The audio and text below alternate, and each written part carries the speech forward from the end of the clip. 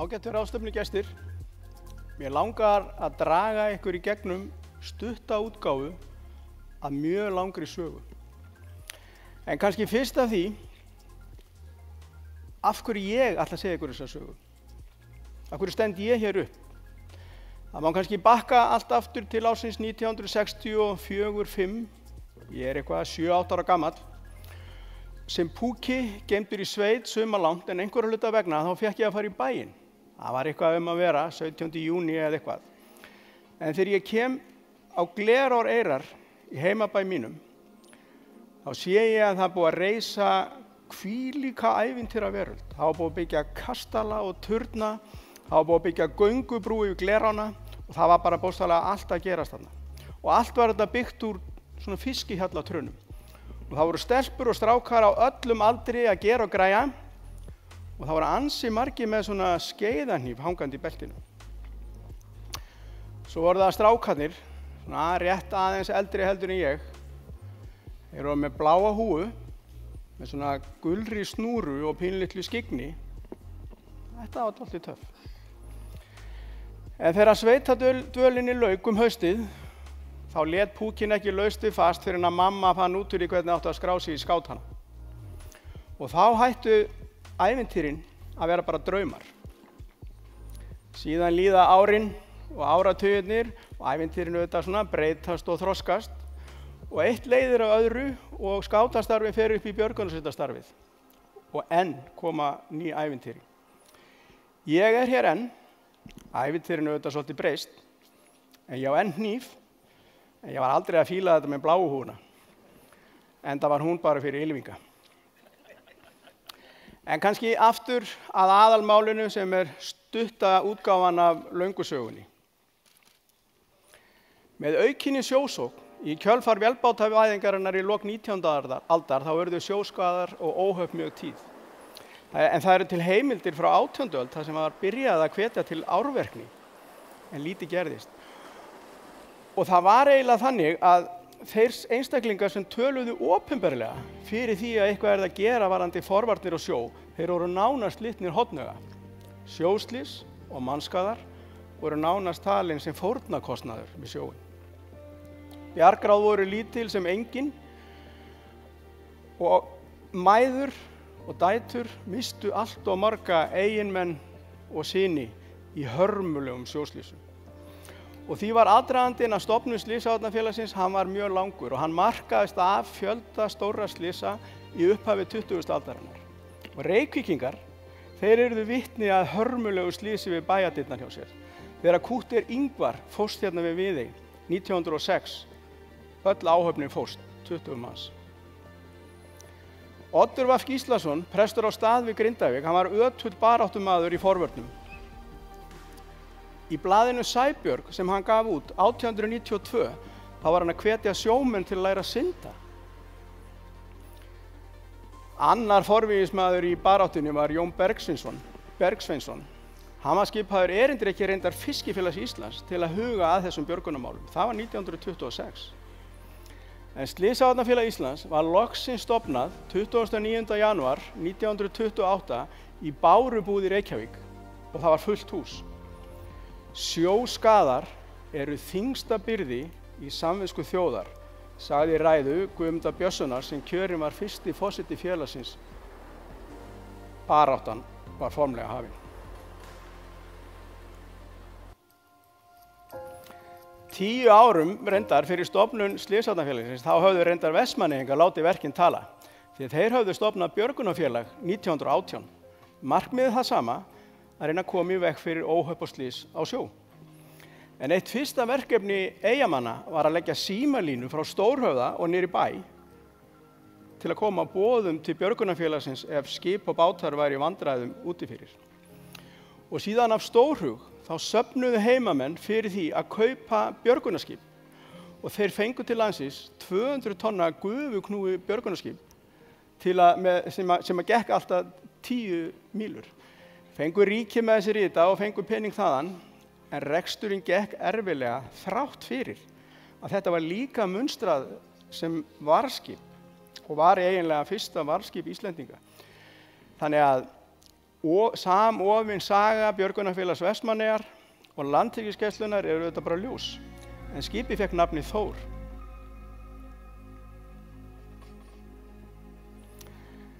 Fyrstu bjargráðin eða búnaðurinn sem Slysavarnafélagið stóð fyrir að útvega til landsins voru fluglínutæki. Þau komu eiginlega fram á sjónarsviðið í núverandi mynd í Bretlandi í kringum 1850, en þau sönnuðu fljótt gildi sitt og mikilvægi þegar að björgunarsveitin Þorbjörn í Grindavík bjargaði 38 manns úr sjávarháska þegar að togarinn Kapp Fagnet strandaði í Hraunsfjörum. Björgunarsveitin brást hratt við þegar boðin komu, en úti var svartamyrkur og kolvitlaust veður. En eins og sagt var frá í bókinni Þrautgóður á raunastund, Einar og Guðmundur verða sammála í miðunina, allt er tilbúið fyrir skotið. Hamarinn smellur fram og sprengir púðuskotið í byssunni. Á sama andartaki kveikir það í eldflauginni sem þýtur á stað með háværu kvissi. Í fyrsta skipti er skotið úr línubyssu til björgunar á Íslandi. Björgun áhafnarinnar tókst vel, en það mátti ekki tæpara standa því að skipið brotnaði í spón skömmu síðar. Aðgerðinu þetta færði heim sannindinu mikilvægi fluglínutækja og Slysavarnafélagið fór markvisst í að dreifa slíkum tækjum allt land. Og enn þann dag í dag hefur ekkert komið í staðinn fyrir fluglínutæki. Þau eru enn í fullu fjöri. Björgunarsveitin Þorbjörn í Grindavík, hún hefur bjargað 205 manns með samskonar tækjum. Og talið er á landinu öllu séu mannslífin 2500 þar sem fluglínutæki hafa komið við sögu. En á sama tíma að þá var erindreki Slysavarnafélagsins Jón E. Bergvinsson, hann var gerður að beinum tengilið milli Landssímans, þar sé strandastöðvana, og björgunarsveitana. Hann var eiginlega eins konar neyðarlína þess tíma að koma boðunum fljótt og örugglega ef á var fyrir hendi og ræsa út það viðbragð sem til varð.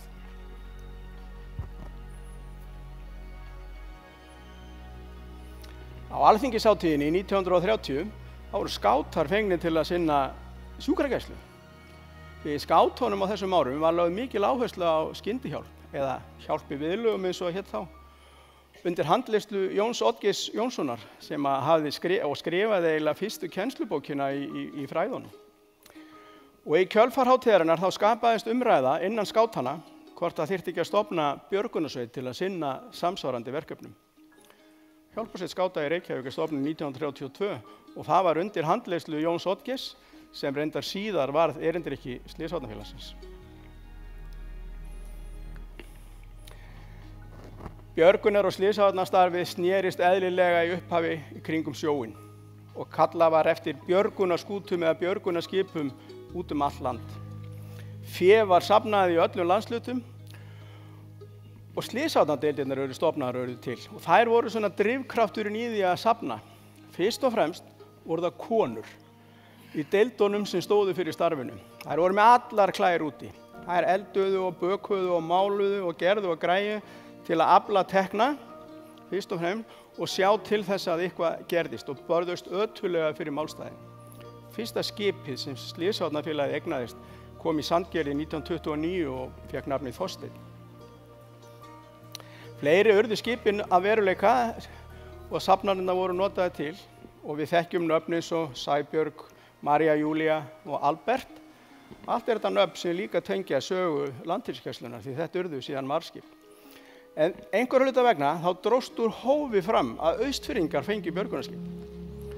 Þeir söfnuðu líka peningum, en þeirra peningar voru lagðir inn í til að kaupa fyrstu björgunarþyrluna sem kom til landsins. Það var TF Gná árið 1973.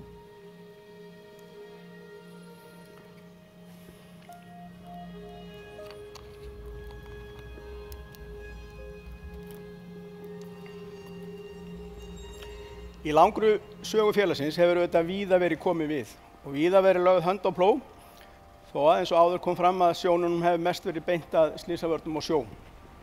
En fljótlega þá fór slysavarnafólk að átta sig á því að það væri þörf á breyttu viðhorfi víða og búnaði og árverkni. En auk þess sem slysavarnadeildirnar voru bakhjarla björgunarsveita, gleymið því ekki. Notkun björgunarvesta var til dæmis alveg óþekkt þar til slysavarnadeildirnar fóru að vekja athygli máls. Slys á meðferðum véla í landbúnaði voru að verða algeng. Og þegar vélsleðar komu fyrst í sögunar eða urðu almenningseign, þá fjölgaði slysum og óhöppum. Slysavarnafélagið kom hjálmum á hausinn og ökumönnum. Það var bara engin annar í samfélaginu að sinna neins konar forvörnum eða slysavörnum. Það þurfti til dæmis að berjast fyrir því að koma gúmmíbjörgunarbátum um borð í skip.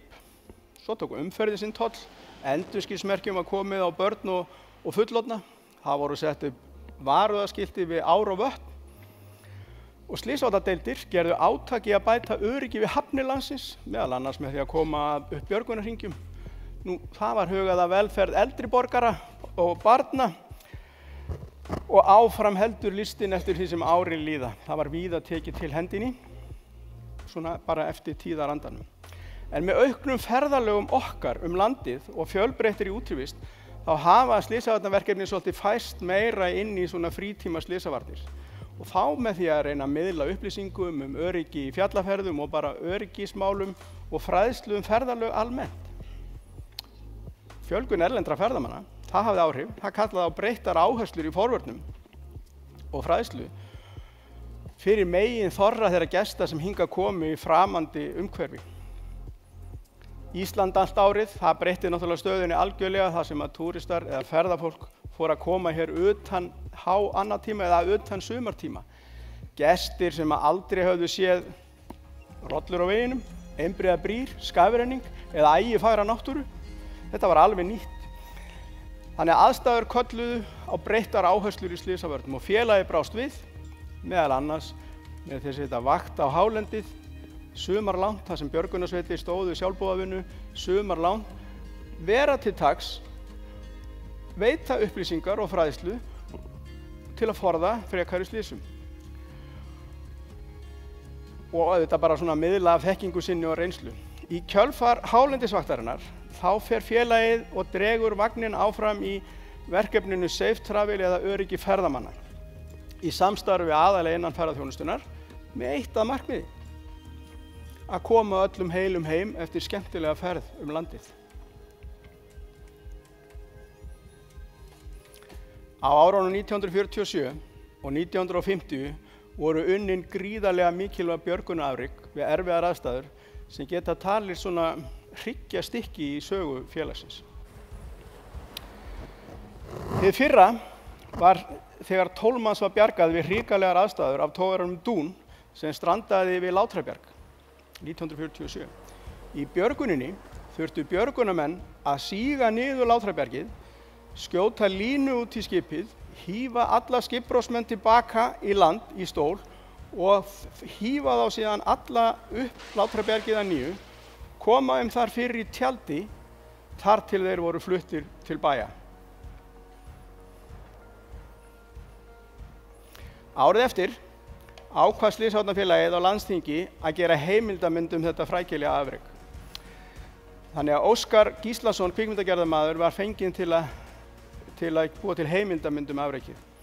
En þegar hann var að vinna við gerð myndarinnar 1948, þá strandaði togarinn Saragon á svipuðum slóðum.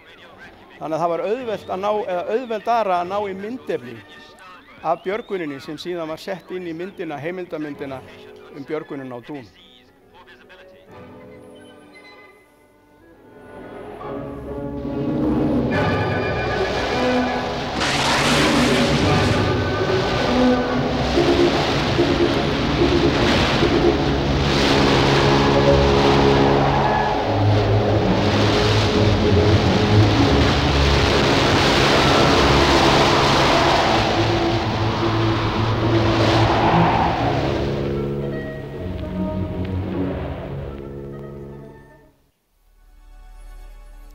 Hitt stóra afrekið sem unnið var 1950 þegar öll þjóðin fylgdist með af athygli þegar ljóst var að flugvél Flugfélags Íslands Geysir sem var á leiðinni til Reykjavíkur frá Luxemburg 14. september 1950 var týnd í orðsins fyllstu merkingu. Vélin fannst eftir nokkra daga leit á Dyngjujökli rétt austan í Bárðarbungu en það fór fram víðtæk leit í lofti og láði og legi og það var ekki fyrir 4 dögum síðar að Kristján Júlíusson, loftskeytamaður á varðskipinu Ægi, heyrði slitrótt og óljóst neyðarkall í gegnum mossið, en hann náði fyrir rest að skynja inntakið, flugvélin Geysir, Vatnajökull, allir á lífi.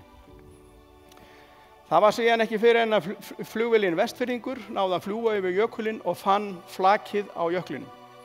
Kom boðum til Reykjavíkur og þjóðin varpaði öndinni léttar. Vistum var síðan kastað niður til þeirra úr flugvél til áhafnarinnar og talstöð til að gera þeim vistina örlítið bærilegri þarna á stærsta jökli í Evrópu. Björgunarleiðangar voru undirbúnir, fengnir voru jeppaeigendur og svona ferðagarpar, vanir ferðagarpar, til að leggja inn á jökulinn. En sama dag og jepparnir leggja í leiðangra, sunnan og norðan frá, inn á hálendið, þá tekur á loft í Reykjavík bandarísk skíðaflugvél sem ætlaði að freista þess að lenda á jöklinum og sækja áhöfnina. Þegar hópur Norðlinga lagði upp úr Mývatnssveit höfðu þeir á orði að sennilega yrði nú aðkoma þeirra að þessu verkefni eitthvað lítið. Björgunin ætti að koma að sunnan og hún yrði miklu tæknilegri heldur en þeir gætu boðið. Reyndin var allt önnur. Skíðavélin lenti en hún komst ekki á loft aftur.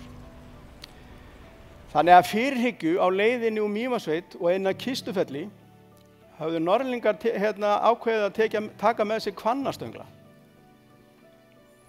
Þeir koma að Kistufelli, smella á sig skíðunum morgunin eftir og ganga inn á jökulinn í svona þá átt sem þeir töldu að flugvélin væri og notuðu Hvannastönglana til að merkja leiðina. Þeir komast að áhöfninni og koma henni allir í heilu og höldnu niður á jökulsporðinum þrátt fyrir að hafa lent í svarta þoku á jöklunum, en þá var það hugvitið og Hvannastönglarnir sem komu þeim alla leið. En í kjölfarið þessar aðgerða var alveg ljóst að auka þyrfti þekkingu manna og reynslu á sviði fjallamönsku og rötunar. Flugbjörgunarsveitin í Reykjavík er stofnuð og síðan skömmu síðar Flugbjörgunarsveitin á Akureyri. Björgunarsveitum fjölgar í kjölfarið og sérhæfa sig svona kannski ýmsum málum, sjóbjörgun, leita týndum loftförum eða leita á landi, en leið þá skapast svolítið samkeppni á milli þessara björgunarsveita. Verður stundum svolítið kapplaup aðgerðirnar hver á.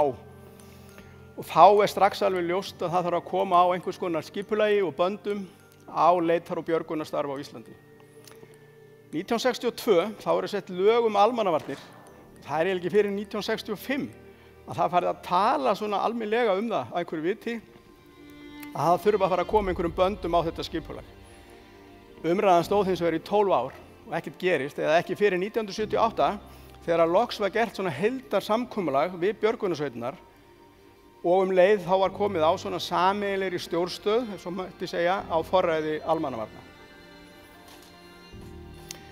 7. áratugurinn hins vegar áratugurinn þar sem bókstaflega allt, ég segi allt að gerast í sögu björgunar og slysavarnastarf. Slysavarnafélagi verða lykil samtök í innleiðingu hægri umferðar. Tilkynningarskylda íslenska skipa sett á laggirnar undir forræði og undir hatti félagsins. Björgunarsveitum í landbjörgum fjölga hratt. Björgunarsveitina fara að eignast bíla og snjóbíla og vélsleða og báta og stöðug svona þekkingaröflun á sér stað innan björgunarsveitana og samkeppnin eykst. 1968 þá í fyrsta skipti fer hjálparsveitin í Reykjavík að selja flugelda til að fjármagna starfsemina. En í ársbyrjun 1968 verða miklir sjóskaðar við Ísland. Þar sem meðal annars 3 breskir togarar farast og með þeim 58 menn. 63 þá samþykkt á Alþingi að fela ríkisstjórninni að reyna að koma á einhverjum böndum að reyna að geta fylgst með fiskiskipum við strendur landsins. Reyndar höfðu loftskeytastöðvarnar gert þetta með óformlegum hætti, svona tekið niður punkta það hvar skipin væru. 67 þá ferst síldarbáturinn stígandi við Jan Mayen, en öll áhöfnin kemst borð í gúmmíbjörgunarbát, en þeir finnast ekki fyrir eftir viku. Vissi enginn að þeir væru í vandræðum. Í kjölfar þessa slys ákveða skipstjórarnir á síldarbátunum. Á næstu vertíð þá munu þeir tilkynna sig inn einu sinni á sólarhring. Og Slysavarnafélagið tekur að sér þetta verkefni að skrá tilkynningarnar og innan mjög fárra ára er Slysavarnafélagið komið með svona 24 tíma vaktstöð að halda utan þetta. Innan hjálparsveita skáta var lagt mikið kapp á að stofna nýjar björgunarsveitir sem víðast landið. Og kannski sérstaklega það sem að björgunarsveitir Slysavarnafélagsins voru kannski í láginni eða mikilli deyfð. Á þessum árum er skátahreyfingin í blóma og það var mjög auðvelt vik að blása í lúðrana og stofna sveitir. Slysavarnafélaginu líkaði þetta ekkert, spyrnti við fótum og blés lífi í sitt fólk eðlilega. En svo einkennilega staða kom upp á nokkrum litlum þéttbýlistöðum á landinu. Það voru konar 2 björgunarsveitir sem voru í samkeppnum fólk og peninga. Með fjölgun björgunarsveitanna á 7. og 8. áratugnum að þá verða í raun og veru til 3 heildarsamtök björgunarsveita. Slysavarnafélag Íslands, Landssamband hjálparsveita skáta og svo Landssamband flugbjörgunarsveita. Má segja að stórar aðgerðir á landi og sjó hafa auðvitað markað mjög djúp spor í sögu þessa félags. Eldgosið í Vestmannaeyjum 73 kallaði á margar hendur og líka björgunarsveitafólks. Í desember 74 verður stórt snjóflóð á Neskaupstað og 12 manns farast. Ein umfangsmesta leit sem framkvæmt hefur verið við Íslandsstrendur er þegar var leitað að 7 stjörnunni sem fórst við suðurströndina og 10 manns fórust. Slysavarnafélagið stjórnaði aðgerðinni með þátttöku varðskipa, herskipa, fiskiskipa og flugvéla frá Íslandi, Bandaríkjunum og Bretlandi. En það voru fleiri og fjölbreyttari verkefni sem rötuðu inn á borð björgunarsveitanna á þessum árum. Við munum eftir leiðtogafundunum sem voru hérna 1973 þegar Frakklandsforseti og Bandaríkjaforseti komu og eins 1986 þegar Gorbatsjov og Reagan komu hérna og hittust í Höfða. Þá voru það björgunarsveitirnar sem studdu lögreglu í verndun og gæslu á því svæði. Og með auknum verkefnum á landi og fjölgun björgunarsveitanna þá áttuðu menn sig auðvitað á því að það yrði að fara að bæta þetta skipulag og koma betri böndum á þetta. Í flugslysi sem var á Mosfellsheiði, man nú ekki hvaða ár það var, 1979, já, desember ef ég man rétt, að þá var kallað út í óhapp þar sem lítil flugvél hafi brotlent. Það er kölluð til þyrla frá varnarliðinu sem kemur á vettvang og hún hrapar líka. Á vettvangi er alveg ljóst að það er ekkert alvöru utanumhald og stjórnun á þessari viðamiklu aðgerð. Það var margt sem þurfti að bæta í þessu skipulagi, en það voru 12 manns sem slösuðust í þessum 2 flugóhöppum.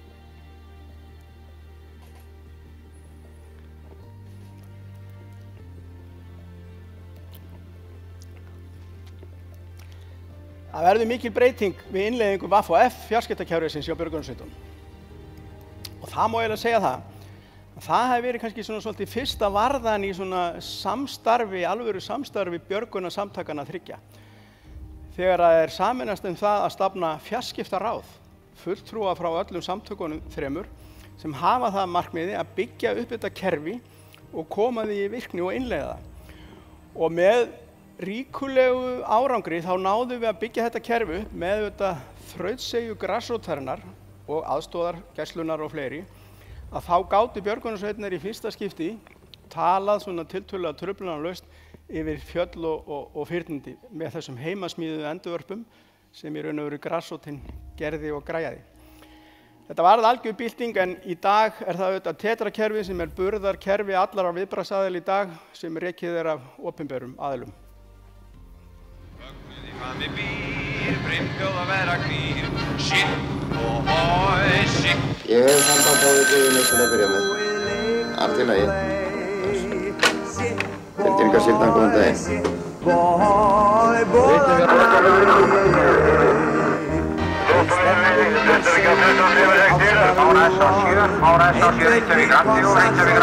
Neyðarskeytið þitt er rétt móttekið. Það er rétt móttekið, ég tilkynni Slysavarnafélag Íslands þetta strax. Það er Tómas hérna. Mayday Hugrún, hérna á 64.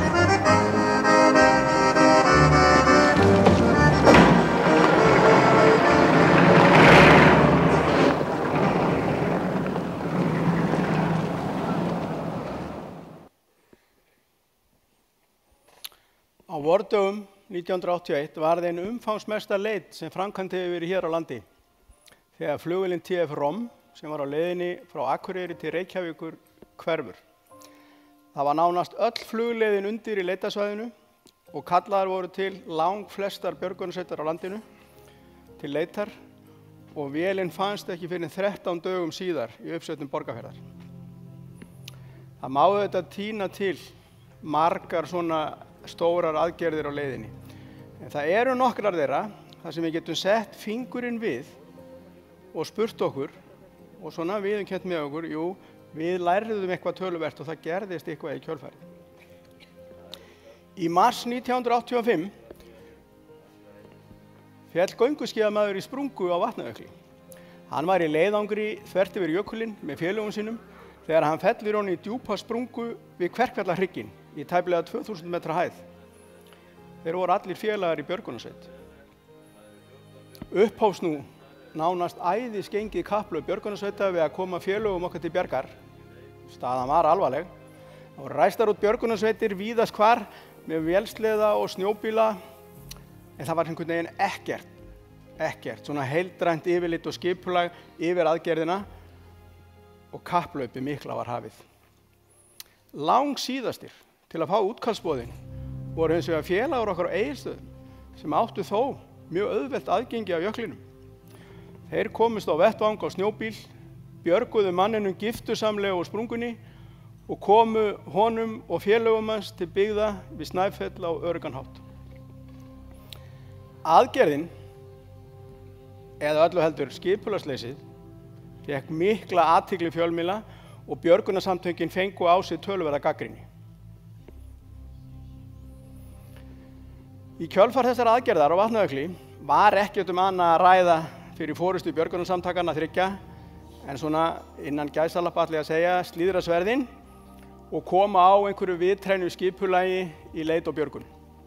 Og úr varð að teikna var upp sameiginlegt skipulag fyrir allt landið og skilgreint hvert hlutverk og ábyrgð stjórnanda væru og hvers sig. Þetta var greinilega hægt því að mönnum auðnaðist þá í fyrstu lotu nánast að búa til skipulag sem ennþá virkar og ennþá notað.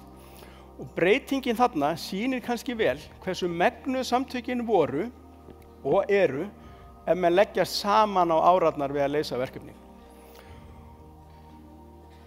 Og ég segi, þetta önnur varðan á vegferðinni við sameiningu þessara félaga og samvinnu.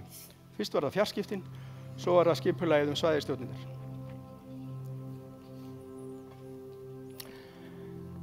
Frá upphafi var Slysavarnafélagið líkil hlutverki vegna leitar og björgunar á sjó.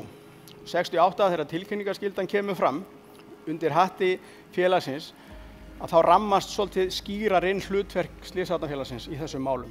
Eða þar til að Landhelgisgæslan hefur sína 24 tíma stjórnstöð eða vaktstöð 1987, þá koma stundum upp svona smá núningar á milli gæslunar og slysó, hver ætti að vera með forræði aðgerðarinn og hver ætti að stjórna. Og það í raun og veru ekki fyrir 1990 að setja reglugerð um yfirstjórn leitar og björgunar á hafinu 1990 að forræðið alveg skilgreint gæslan. 2003 þá færist tilkynningarskyldan yfir til Landhelgisgæslunnar í stjórnstöð gæslunar og ég segi málin bara þróuðust á réttan stað og frumkvöðlastarf Slysavarnafélagsins var bara svona komið í höfn. En eitt af stóru skrefunum í Slysavarnamálunum var stigið þegar Slysavarnaskóli sjómanna var stofnaður og það leiðir okkur svona svolítið að upphafinu, tilgangnum og markmiði félagsins. Stöðuna í Slysavarnamálum á sjó og öryggi sjófarenda þekkir hvert mannsbarn og það má eiginlega segja að Sæbjörgin, skip Slysavarnaskólans, sé eiginlega flaggskip félagsins. En félagsmenn, þeir hafa alla tíð haft alveg óbyrjandi metnað og trúa því að hægt yrði að koma björgunarskipum sem víðast landið og loka hringnum. Og með velvilja systursamtök okkar í Hollandi og Þýskalandi og síðar í Bretlandi, þá auðnaðist okkur að fá hingað til lands notuð björgunarskip til að dreifa síðan landið. Og það ekki fyrr en 2005 að við náðum að koma í rekstur 13 björgunarskipum allt í kringum landið. En þessi björgunarskip gegna mikilvægu hlutverki sem öryggisventill á grunnslóð allt í kringum landið. En þessi skip öll komin til ára sinna, þau voru fengið hingað notuð og núna verið að vinna í útfærslum á nýjum skipum, nýjum sérhönnuðum björgunarskipum fyrir Íslandsstrendur. Og hérna sjáum við svona hugmyndirnar af því. Þetta á hugmyndastigi enn.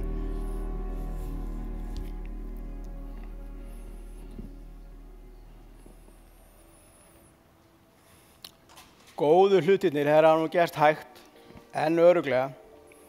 Samstarf samtakanna þriggja, við vorum með þau 3, Slysavarnafélagið, Skátana og Flugbjörgunarsveitirnar.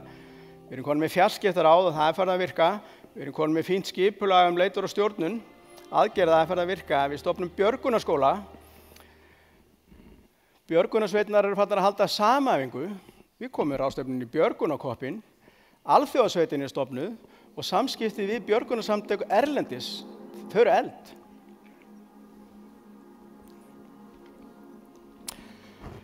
Það verður mikil gerjun þarna á 8. áratugnum. Félagar vítt og breitt landið fara í auknu samstarfi fara að sjá ljósið. Og það eykst svolítið pressan á forystu samtakana að fara að auka þessa samvinnu. Við áttuðum okkur á því að stelpurnar og strákarnir í hinum sveitunum voru bara eiginlega alveg eins og við og eiginlega bara betri. En pressan kemur í raun og veru frá grasrótinni ekki síður upp það að stíga þessi skref. Og það verður síðan 1991 að Flugbjörgunarsveitir og Skátasveitir, það að segja landsamtökin, sameinast 1991 undir merkjum Landsbjargar. Slysavarnafélagið var ekki tilbúið á þeim tíma og spennan eykst aðeins að nýju. 1995 dundu margir stór atburðir yfir land og þjóð. Margar stórar og flóknar björgunaraðgerðir sem reyndu verulega á fólkið, stjórnkerfið, skipulagið og samtökin bæði.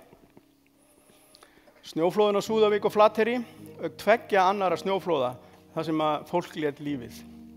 2 stórar og umfangsmiklar leitir af týndum loftförum. Og svo síðast en ekki síst stór björgunaraðgerð í Kverkfjöllum þar sem fjöldi erlendra ferðamanna var í stór hættu.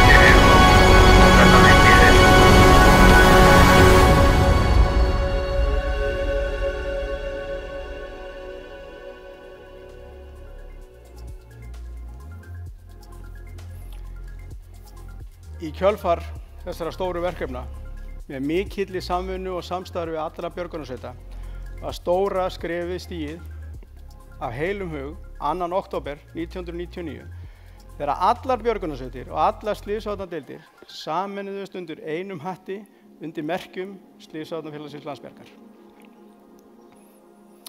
Eftir sameininguna þá kom ekki að neinum endapunkti, nei, síður en svo, því að félaginu hefur, eins og áður hefur komið fram, auðnast að þroskast og þróast með þjóðinni alveg frá upphafi. Tekið til hendinni hvar það sem hefur þurft hverju sinni og hugsjónir og kraftur félagsmanna, hann enn til staðar. Og við þessa sameiningu þá í raun og veru svona ógst allur þessi slagkraftur. Björgunarsveitir og slysavarnadeildir fengu bara auki líf og kraft og samskipti í opinbera aðila. Þau voru miklu auðveldari. Þetta voru lög björgunarsveitir, samt voru reglugerðir leit og björgun á landi og sjó, réttindi björgunarmanna, þau voru skýrð, samhliða því að hlutverk þeirra og skyldur voru rammaðar miklu betur inn. Slysavarnafélagið Landsbyggðar glaði til dæmis sín þungu lóð á vogarskálarnar við það að ná fram aukinni samhæfingu allra viðbragðsaðila, sem síðan leiddi til samhæfingarstöðvarinnar í Skógarhlíð. Kjölfarið flyttum við höfuðstöðvarnar í Skógarhlíð. Slysavarnamál fengu aftur aukið vægi innan félagsins og með tilkomu hálendisvaktarinnar, Safe Travel samstarfsverkefnisins, slysavarnadeildir nokkrar hverjar, margar hverjar fara inn á nýjar brautir og finna hvar skóginn kreppir í þeirra eigin samfélagi. Unglingastarf félagsins í miklum blóma víðast hvar um landið og krefjandi verkefni á sviði leitar og björgunar heldur okkur bara ávallt á tánum.